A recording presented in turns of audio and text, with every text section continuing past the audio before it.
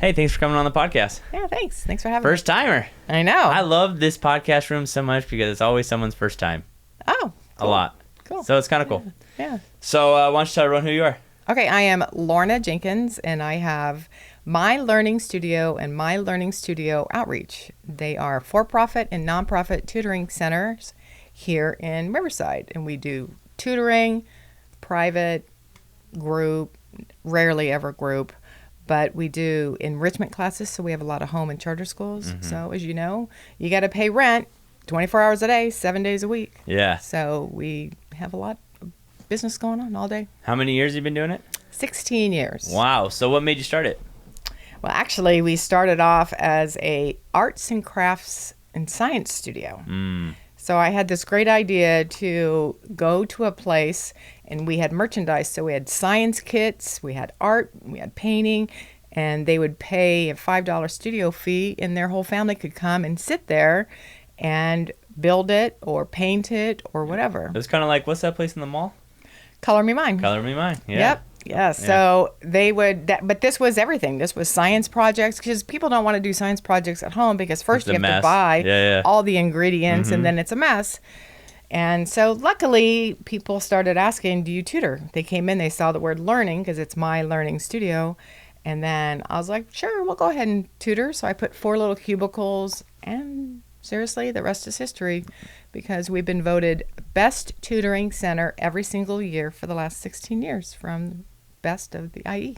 And it's crazy too, because we were talking before the podcast, and I have 3 stepkids, so now when they bring homework home, I'm like clueless, and Completely. it's almost like intimidating, because I'm like, this kid's in 5th grade, how do I not know how to do? This show is sponsored by Resilient Real Estate Group, powered by EXP. So, you're thinking about buying and selling soon? Yes, we know you probably know a realtor, your mom's best friend's cousin's neighbor, who puts her face on the local shopping cart. But you know what? Our friends at Resilient Real Estate Group have helped hundreds of thousands of people sell houses over the years, and they definitely know what they're doing based on their 5-star review on Google and Zillow. So, it doesn't matter if you're looking to buy $1 million house or a fixer-upper, make sure the next time you're thinking about buying and selling real estate, you give our friends a call over at Resilient Real Estate Group. And now we're back to the show. And they're looking at you like, then I feel like why don't you know it? I know, and then I feel like an idiot. So then don't question me. So yes. I'm waiting for them to be like, why are you going to tell me what to do? You can't even help me with my 5th grade homework. Yeah. So that's why we like the parent to come in with the student, because then I'm standing there and I'm going, you know what? I'm not your parent. I'm just going to let you know. Yeah. Your parents have never done this math before. This reading, it's different. It's a completely different thing that goes on now. So don't get mad at your parents for not knowing how to do it. Yeah. Well, you started in 2006, right? Correct. Close around there. Mm-hmm. What a transition that you've seen since 2006 to now. Yes. Like, what a crazy transition. Yes. Like, I graduated high school in 2005. Like, I mean, I just got my first cell phone, internet. It was decent, but obviously not what it is now. Yeah. But like, what a transition how have you had to change since like every answer's in someone's pocket now? Oh, that's a good question. I've just changed with the times. You know, the math, we've had to relearn the math because of Common Core. But what I do like, and people, they're negative towards the Common Core, but it's so much more visual, and it's teaching the kids to understand math, like a 37 plus 31. They're teaching the kids that those are 3 tens. That's why they're doing it. And the kids are adding basically from the left to the right, and it's faster and quicker. And they're showing them 5 different ways to do one thing, and it's frustrating. However, there's more than one way to skin a cat. True. So then later on, when they're in high school and they're trying to figure out what they're doing, they go back to whichever one of those 5 methods worked best for them, and that's how they find their answers. So we've had to learn that. We've gone through staffing galore, because most of our staff are aspiring to be teachers, which is also why we are the least expensive tutoring center anywhere in probably Southern California, but all of the IE, because we get customers, we're in Riverside, but we'll get customers Palm Springs, Fontana, Rancho Cucamonga. They'll drive far, far away to us because we're the least expensive, but then they love their tutor. They love the connection with their tutor, and they, continue to stay forever. Well, that's kind of hard turnover when like someone really likes their tutor and they're like, yeah, but they just left to become a teacher. You're like, oh, can you stay a little bit longer? Yeah. Well, we had Lacey. She was there for 9 years because she started with us as a freshman at RCC, and she ended with her master's, and now she's a college professor at RCC. Wow. So we've had her. She was there 9 years. In fact, this week, Angie has come back. She hasn't been with us for 9 years, and she missed us. And she actually just came back this week.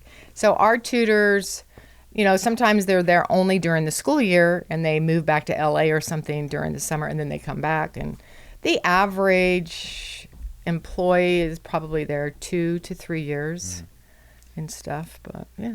I mean, I think it's interesting, like, now that I'm like an adult, kind of sometimes. Yeah.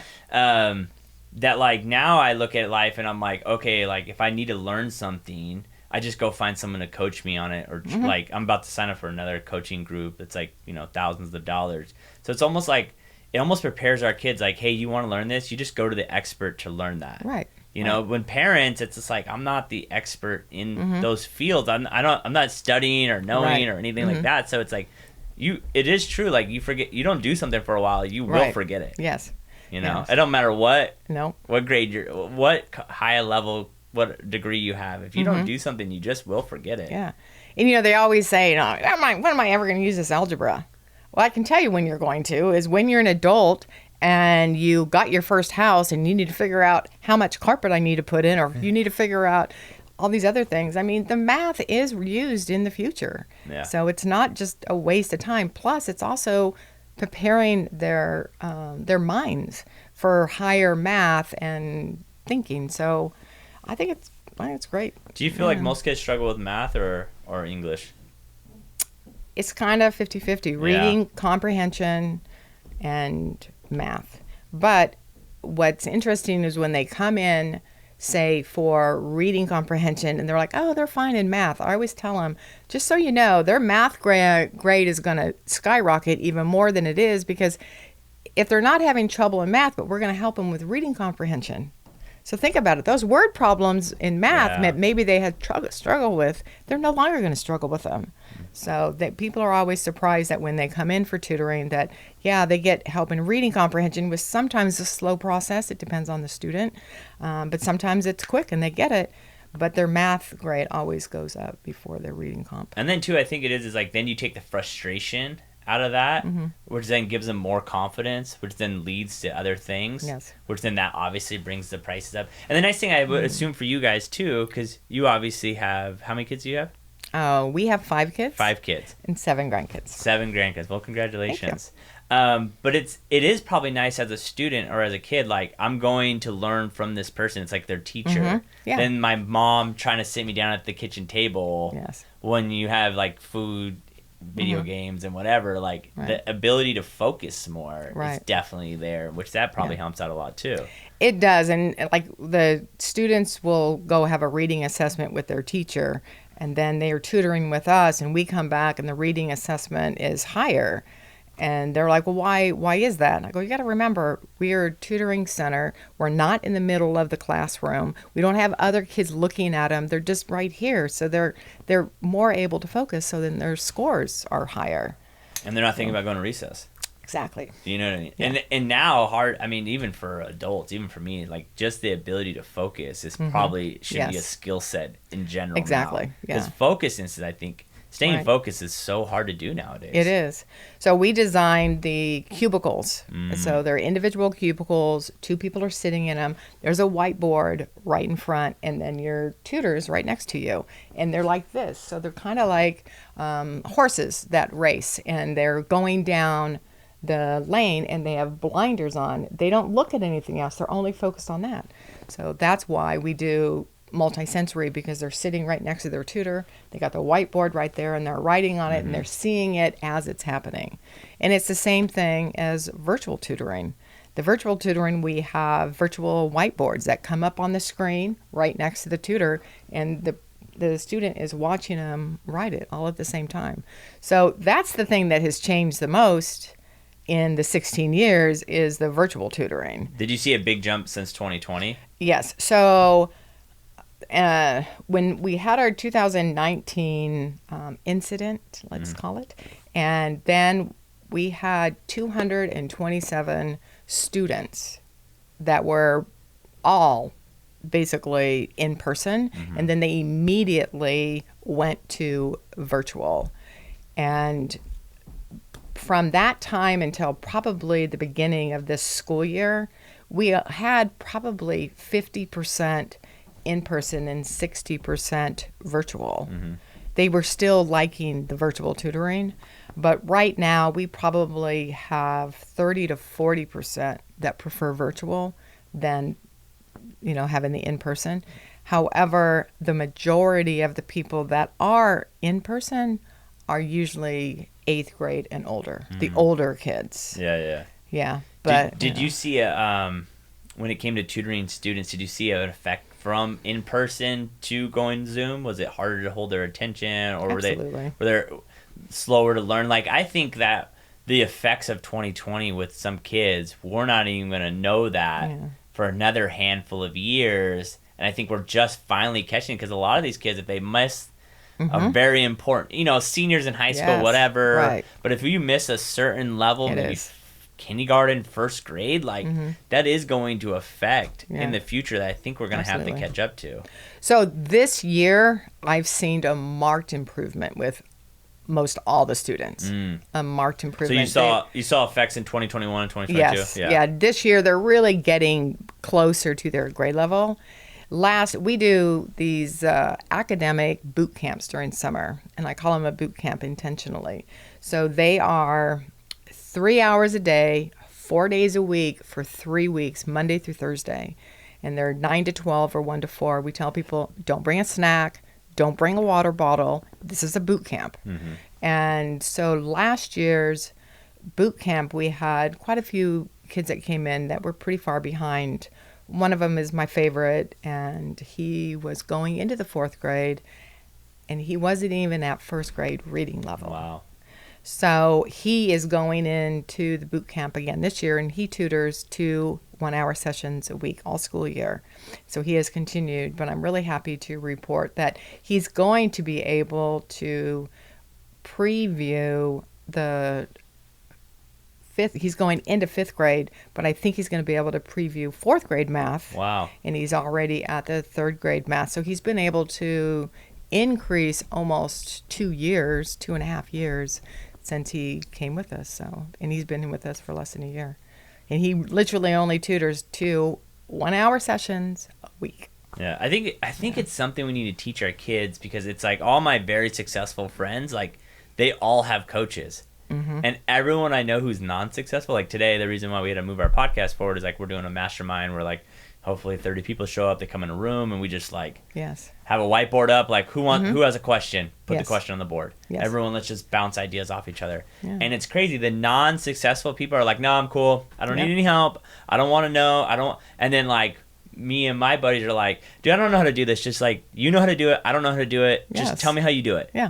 Or can we just hop on a call, 30 minutes, can you explain it to me, how to do it? Or it's just like the quickness of learning something.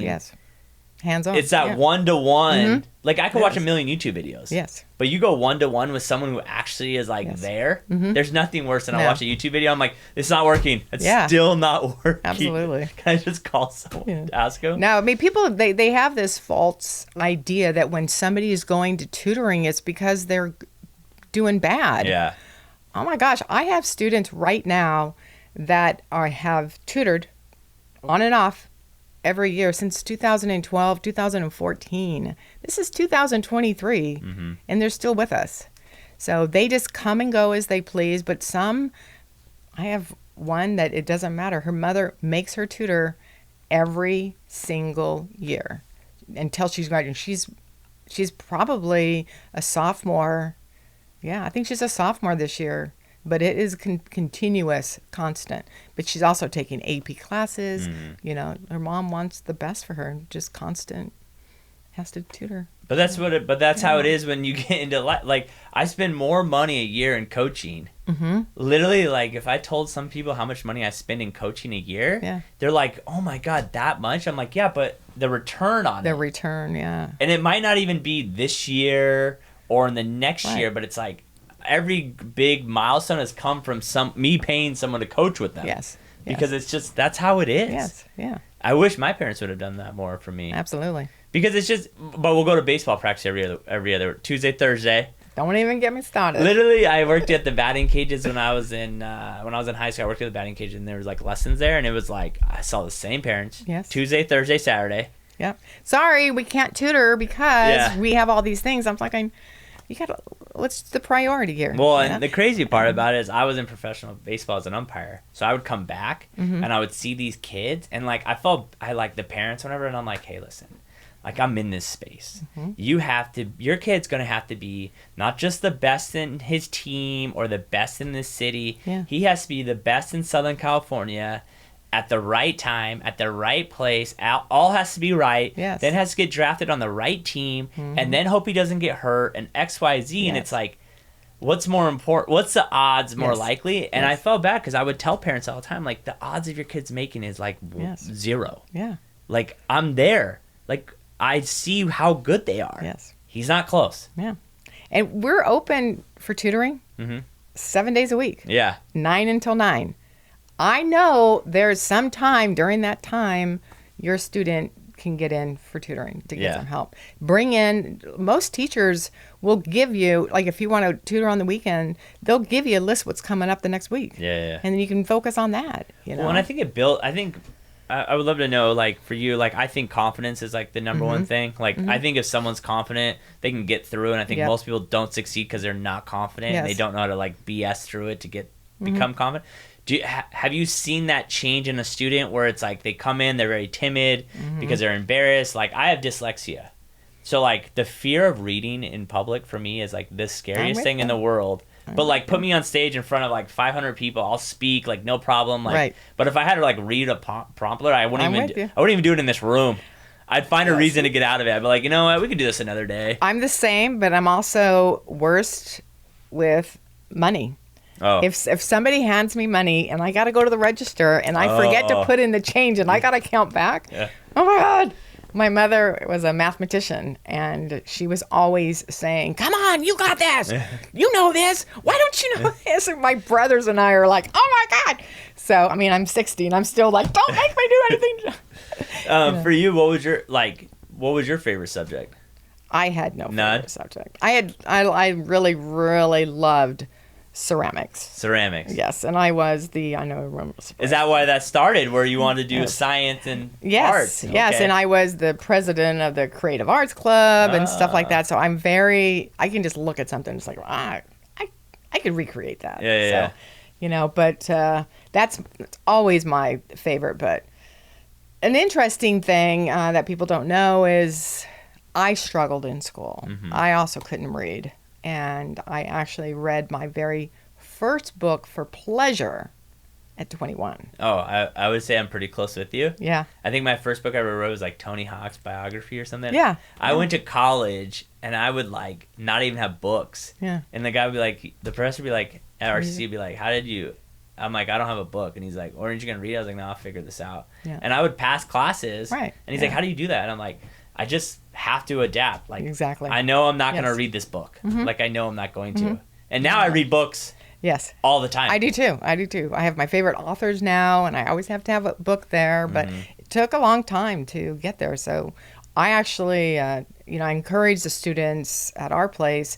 We have a library, and I tell them, I go, grab a book. Now, when you grab that book, and you go home and you read it, and you come back, and you tell me in detail what happened to that book, I will give you a gumball. Yeah. You have no idea how valuable gumballs all are to kids. Like the currency it's all of a sudden they're coming back. This is when they'll tell you the whole history. I'm like, okay, that's enough. You can have a gumball now. We had one of our youngest. He got in trouble he has a problem not putting his seatbelt on. Right. So I told him, I said, if I ever see you on seatbelt, you're gonna get your switch taken away for 6 months. And he was doing good. His brother like did something to him. He stood up in the car. I'm like, boom, 6 months.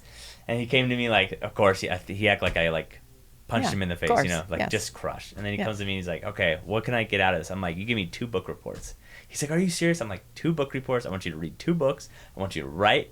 Yes. I want you to write out a book report to me, and then I want you to sit down in front of me and explain to me everything that happened in that book. That's great. And he's like, really? And I go, is that or 6 months? Pick one. He's like, all right, I got that. Like, you know I can waste no time, cause I gotta keep it tight.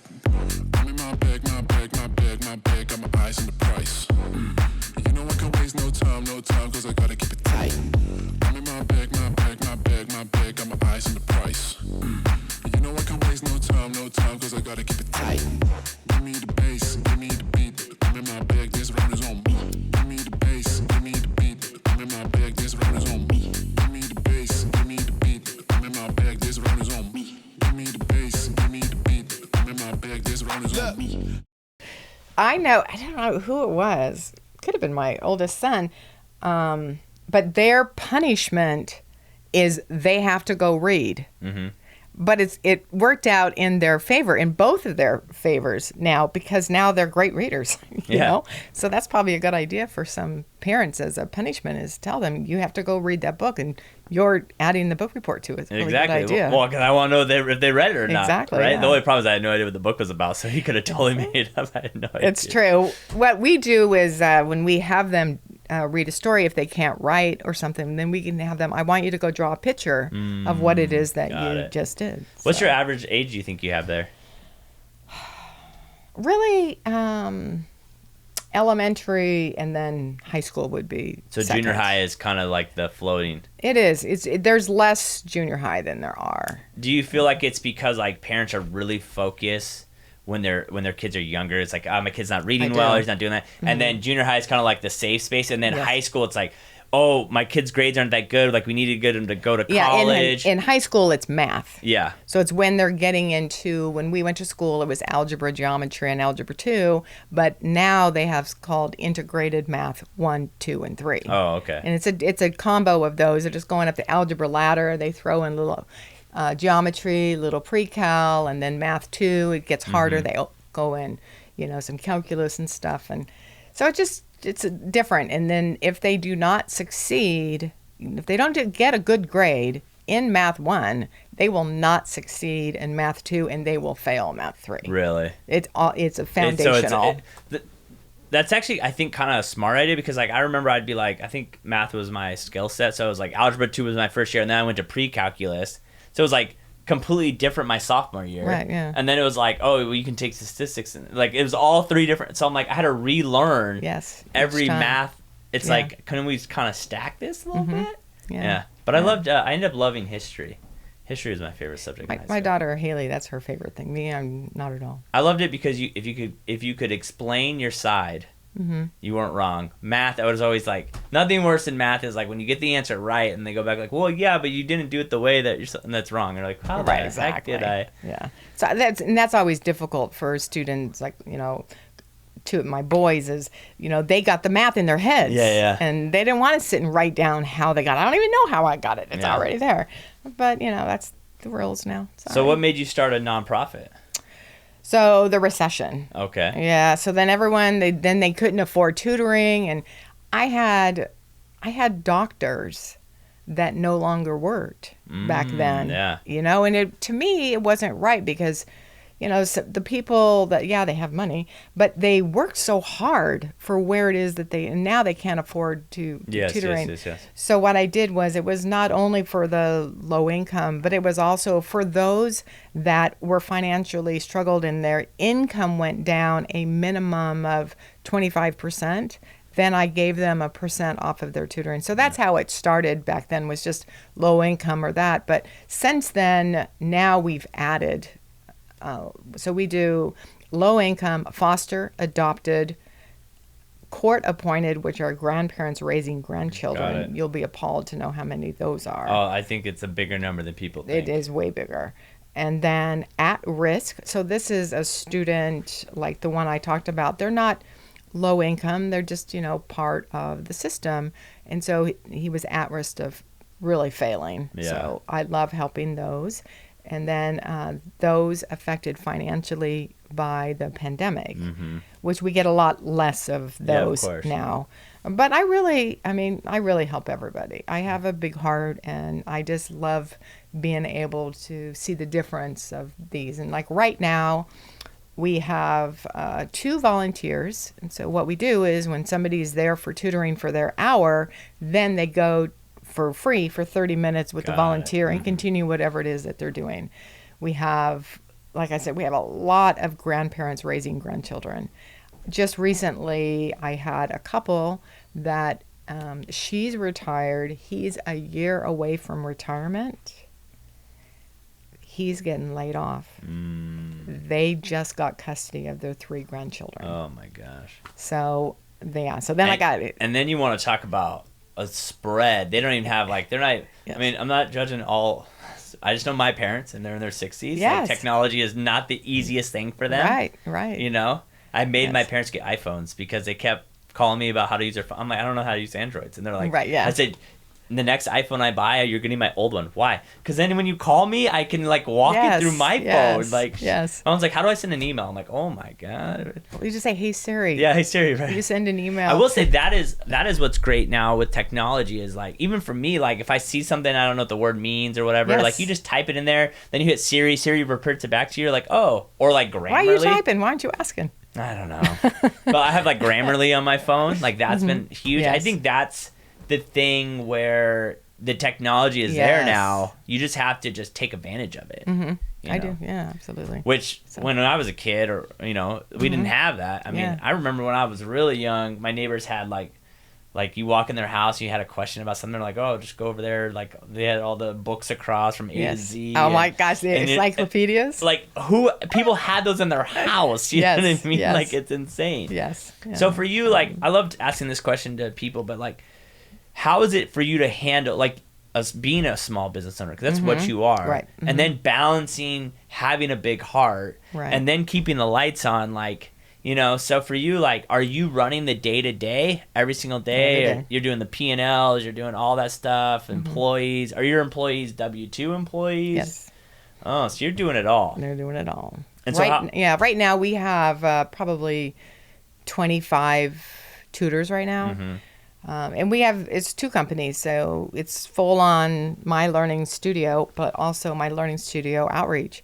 And our outreach actually we have no salaried employees. Really? All volunteers? It's all volunteers, and we pay, when we get a grant and it's tutoring, then we pay for the tutors at that time, but we don't keep anybody on payroll. So is that how you get all grants from California, or? We get grants from the Asset Forfeiture, from the Family Cone Foundation. We have some great Riverside leaders that donate to us on a regular basis. The Riverside Assistance League, the Police Foundation.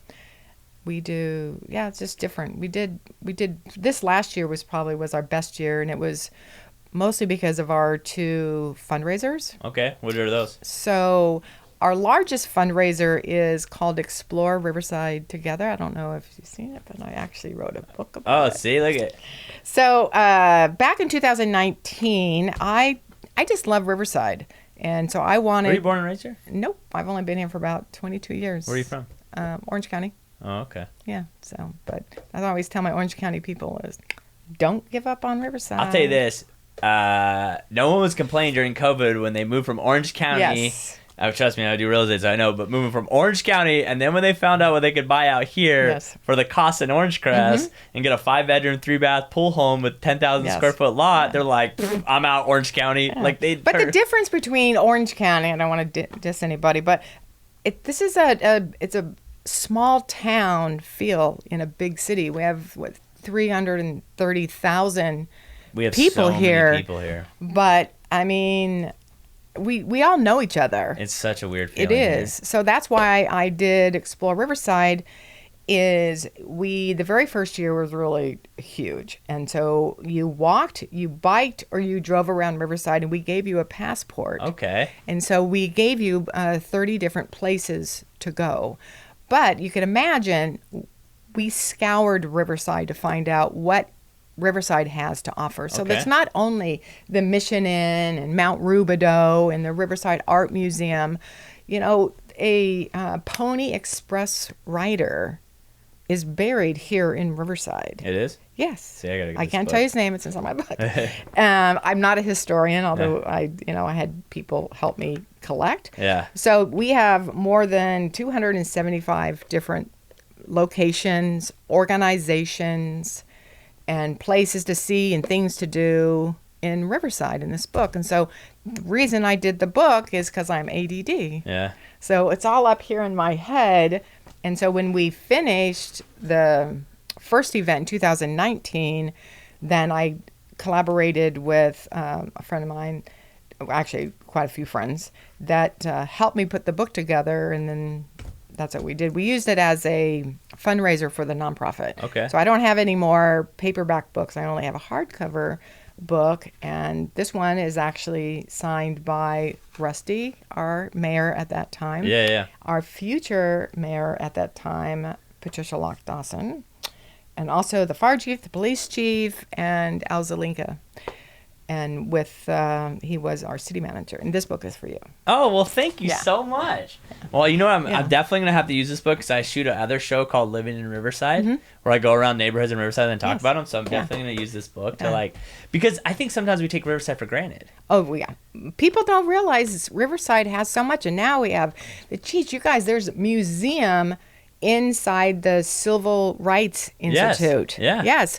And the Social Justice Center has one too. We have so much art and history.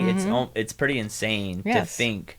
There's a few changes I'd make in Riverside, but But I think it's so big, and I think sometimes you just get locked in. As a kid, I don't even remember coming downtown because I lived in Orange Crest. We just didn't. We just lived in Orange Crest, and you get so busy with everything going on, you just kind of forget about everything. Well, let me tell you what we have coming up for Explore Riverside. So last year, we had 900 people participate, and we only did downtown Riverside. Okay. So you can go to up to 15 different places. The Cheech was free, Riverside Art Museum. We had tours at the DA's office, police department, fire department, social. Everybody wanted to participate. But now I'm getting calls from Reed Park, Citrus, and they were all like, we want to be part, we want to be part. Yeah. So that's actually our plan this year is we're going to go outside of downtown and have you guys tour the cemeteries, and then do the citrus tasting at the Citrus Park. Yeah. And then the parks can all have their own activities if they want. So and then do you charge for people to come on that? Or take donations? It's free. Yeah, but it's free for everybody, but we have sponsors. So what happens is our sponsors are on these little place sets at each location, and so the sponsors will sponsor the Cheech, or it'll sponsor whichever, and then sponsorships could be as low as $500 on up to thousands of dollars. Well, let me know next time. I'll donate. Yeah, we'll be on that board. Yeah, it's fun. It's a great event. Like I said, it's just so many people show up, and we're gonna expect double the amount this year. How do you stay motivated? Because it seems like you got a book, right? So you got a book, you got two things, and you're doing something that's very very challenging. Yes. It takes a lot of patience, obviously. Sometimes I think we forget, driving a car is, and then you get your 15-year-old daughter or son in a car, and you're like, got to, So for you, and it's, you don't have to do it. So how do you stay motivated every day to do this 7 days a week? I love life, and everybody knows I'm a hard worker. I work very hard, and I am rewarded. I'm rewarded by God. The more that you do, the more God will provide for you. And so that's why I do, and I help. I am addicted to seeing the kids succeed. I love seeing people's face after they've hiked Mount Rubidoux. I had no idea. It's like, I'm just addicted to it. I love it. I'm constantly, my brain never turns off. I mean, when I started my learning studio in July of 2006, I was sleeping and I woke up and I thought of the idea in that March before July. Oh, wow. So I thought of it in March, and I was opened up in a studio or in a place by July. So, and this is actually my third company because I'm an entrepreneur, but I also I'm retired from the state of California. I have over 26 years with the state of California. So I've always done a business while I was working. What did you do for the state? My last gig was the School for the Deaf, which is why my hands are always moving. Oh, okay. Yeah. So you were signing? Kind of. Yeah. I'm much better than I used to be. Oh, so, really? Yeah, I can just keep my hands down sometimes. Keep your hands down? Yeah. I know. It's crazy that I'm surprised that school, it was cool that they got their football team and then they kind of got 2 years. Yeah, 2 years, like it's cool to see when the light is put on something that most people would never think of. Mm-hmm. Yeah. Absolutely. So for you, you're always moving, you're always getting new ideas, you're thinking of new things. In the future, if in a year we're talking, and in the perfect world, what would be something new that you have on your board? I will have been retired. From this? Yes. That's what I'm planning, is either having somebody run my business or buy my business. Yeah. We'll wait and see. God will provide and see. But I love golf, and we have a place out in Palm Desert, and so I golf every How's day. golfing going? It's great. Yeah? Yeah. It's really Your good. husband golf? Yes. Okay. Yeah, we're both doing really well. Really I just well? got 87 on 18. Wow. So, I was happy with that, so. Well, I would love for you to be my guest at Victoria Club anytime you want. Oh, we just went. Oh, really? We were there on Thursday. Thursday? Yeah. Oh. But yeah. Is he a member? It was hard. Victoria Club was hard. Really? Yes, it was my first time. I've only golfed for 2 years. Oh. Did you like it? Yeah, I liked it. I like it better the second time. Yes. Because I'll know where we're going. You can't play the first time doesn't Right. count. You got to play more than once. Yeah, but you come out to Palm Desert Greens and play. We actually live on the 15th fairway. Oh, okay. Yeah, so, and it's gorgeous. It's really nice, but it's a 62. Oh, it's a par 62. Okay, it's a Muni. I guess so. No. It's a private course. Yeah, but Muni shorter than 72. Oh, is that what that means? Yeah. Oh, I don't know. Yeah. So you went from doing one thing tough to another thing tough. Yeah, and I don't I can't say. Do you get lessons? I do. Oh, wow. Okay. Yeah. No, when I do something, I go all in. Yeah. I like your style. Me too. Yeah. So it's either I either want to be, well, I do, and I will. I'll be an artist. I don't call myself an artist now, although my friends do, but because I don't get paid for my work. Yeah. But that's my goal, is to play golf and do art. Is there are your kids still around here? Because you have 7 grandkids. So. No. So our kids live, and 2 of them are down in San Diego. And so there's 4 of our grandkids. And then 3 of them are in La Habra. Okay. And then our 2 youngest ones that are 28 and 30, they're in Salt Lake City and Texas. Oh, okay. Do you ever think you'll just go full-time desert? Well, we'll go full-time desert, but during those 4 months of heat, we shall travel. Go to Salt Lake and go... Well, Texas is hot as can No, be. we actually in June, we're going to Sweden and Germany and Denmark, I think, and Finland. So we're on a 2 week. So you're 60 right now. Do you have more fun now that your husband's retired and you're about to retire, or when you? I've always had fun. Yeah. It doesn't matter what age I was. I live for fun. I tell you what, I think my 30s have been way better than my 20s. Every year for me is great. Yeah. It was the one guy made some comment about some politician that she's not in her prime at 60 and thinking, well, haven't met me. Yeah. It's been I very enjoyed this conversation. Thank you. You made it very casual. Yeah, right? It was very comfortable. For your first podcast, is this what you expected? Yeah. Yeah. Yeah, absolutely. Yeah. I think I did a podcast. I guess it was called Podcast with the Mayor. With the mayor? Yeah, so I think that was with Rusty or with Rusty. Yeah. When he was talking about the Explore Riverside. Oh, okay. So I think that might have been a podcast. I don't know. You should start your own. Nope. Why not? Because like I said, I don't do anything That's half. what I'm saying. I was like, no.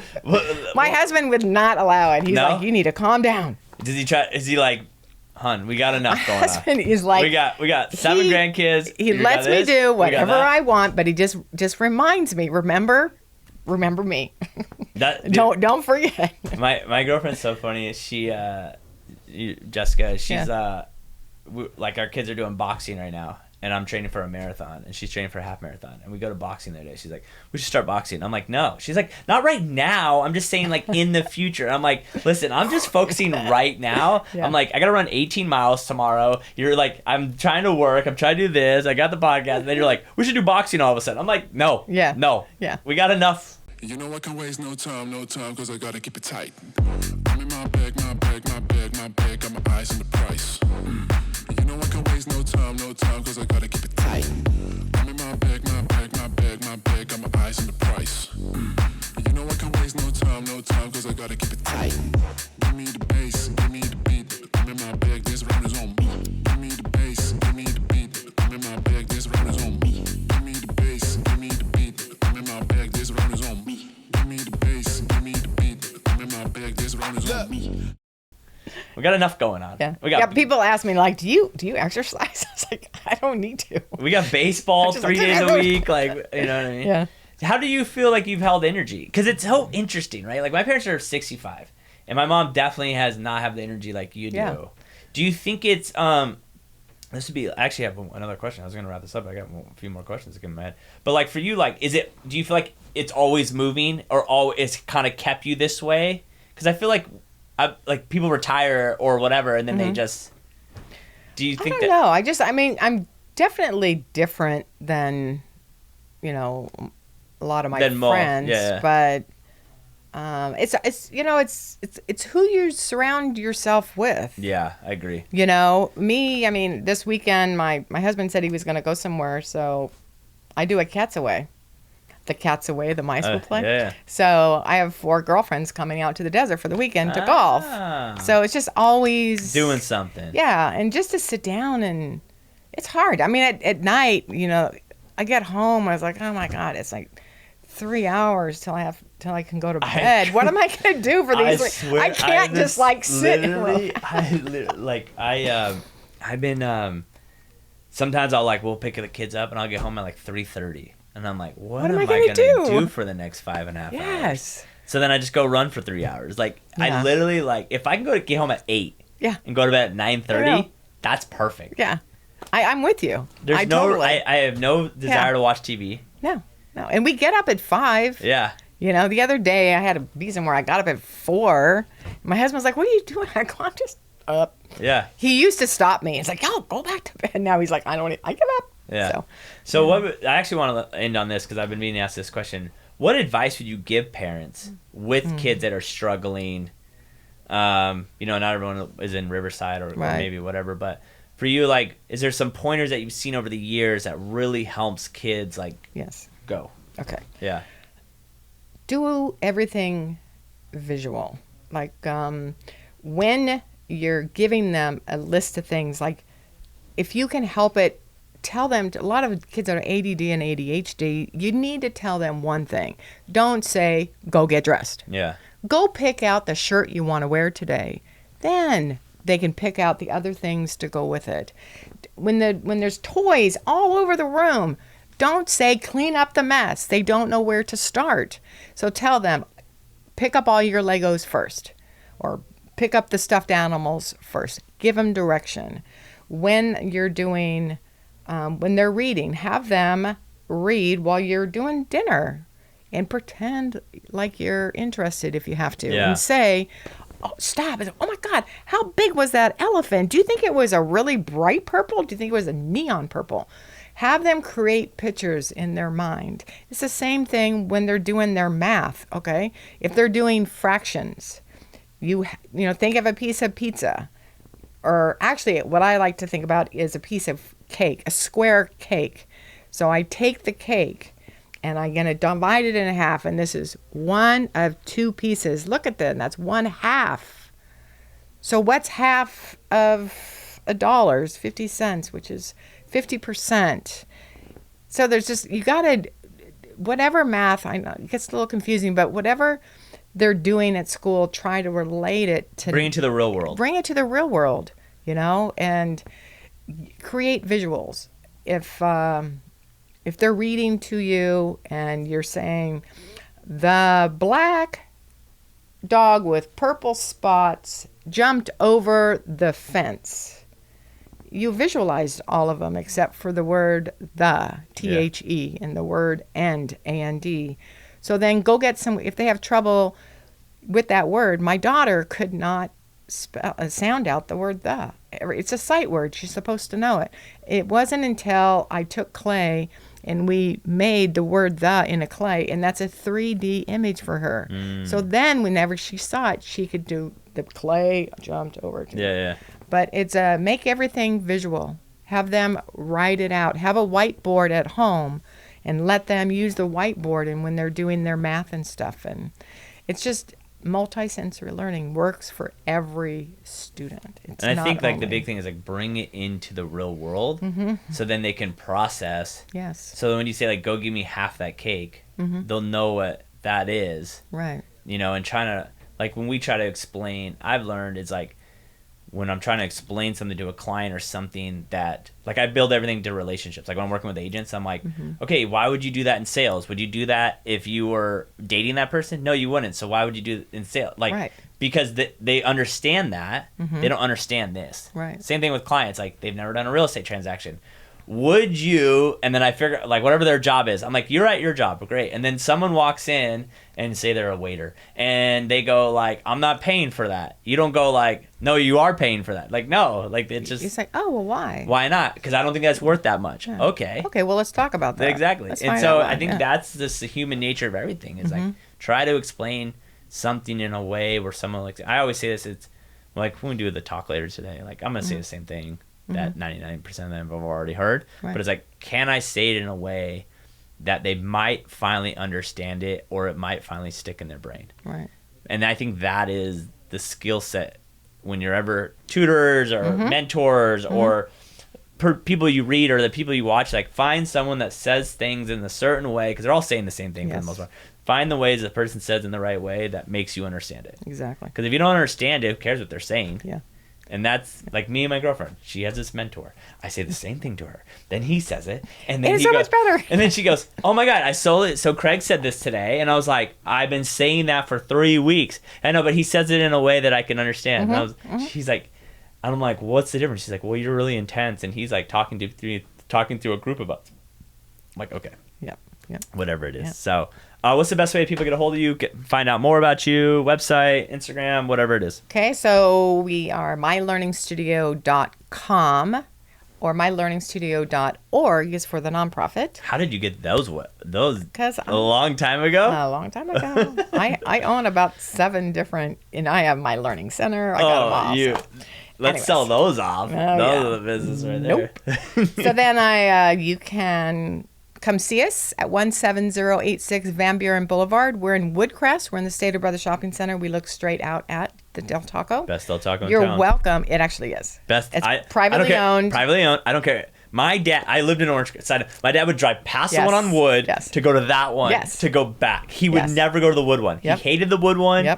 Hated it. They always made the food bad. He would go to Woodcrest to get Del Taco. Yes, because it's good. And then we would go. Sometimes be like, Dad, it's right here. We'd go. It'd be messed up. He'd be like, this is why we don't come here. I told you. Yes. He would go there religiously. Okay, so we're in Woodcrest Shopping Center, Stater Brothers. Stop in anytime. We're there. So our hours are 9 to 9, 7 days a week for tutoring. However, we have the front desk there from 9 until 7, Monday through Thursday. And then Fridays, we're 9 until 4, and we all leave at 4 o'clock because we need a break. Exactly. And that's so we are also on mostly Facebook because I do it. Yeah. But we also have Instagram and Explore Riverside Together should be in October. Oh, we didn't talk about the pub crawl. Okay, pub crawl. So we did a pub crawl as a fundraiser. Great event. So we had 300 tickets. We sold on our very first event 285 tickets. Wow. It was during the storms. Oh, really? And everyone is like, you need to cancel it, Lorna. In you January? need to postpone it. Oh, yeah. February. Yeah. And so I was like, no, God's going to provide. Everything's going to be great. It did not rain on us, and we had 225 people show up. So where'd you guys bounce around to? So we used 6 restaurants, and we did Fire Up, Route 30, Church Brewery, I love Church Worthington's, Lake Alice, not Hero? I'll have to come back to that one. B. No, I always I'm sorry. Prohibition? No. And then Lobby and the Taco, Queen Bees. Queen Bees. Bees. I'm sorry. Bees? It's right next to Lake Alice. Killer Queens. Oh, the old smoke shop? Yes. Oh, that's gone now? It's awesome. The new place? The new place. I didn't know what the new place was called. Killer Queens, because I always say Killer Bees. Yes. Yeah, I went in there before it was done. I've seen some videos. It looks pretty. It's very cool. Pretty epic. They did a beautiful job. They gave so it's free appetizers, and then they had their beers. So the pub crawl's only $30 a person. That's not bad. And then all the bars have a special. Are you doing a new one? Special. Are you gonna do a new one soon? Oh yeah, we'll do this thing every year. Okay. So it's February next year. All right, guys. Remember, go reach out if you need help. I think this is super exciting. To be honest, I think there needs to be more of these, because I don't think parents should be trying to teach their kids. I wanted a franchise. Yeah, really? But now I want to be retired. So if somebody wants to franchise my place, come see me. Yeah. Thanks, guys. Thanks for watching. Make sure you share, likes, comment, all those good things. And until next time, guys, peace.